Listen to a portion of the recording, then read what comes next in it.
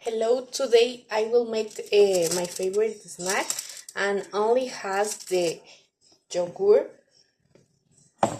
honey, apple, granola, and sugar. And we put all in the kitchen paper and we freeze it for 1 hour.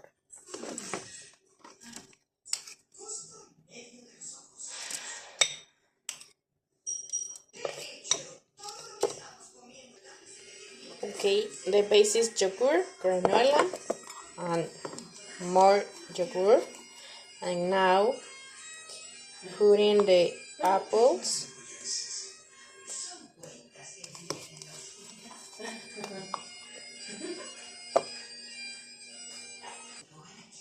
okay,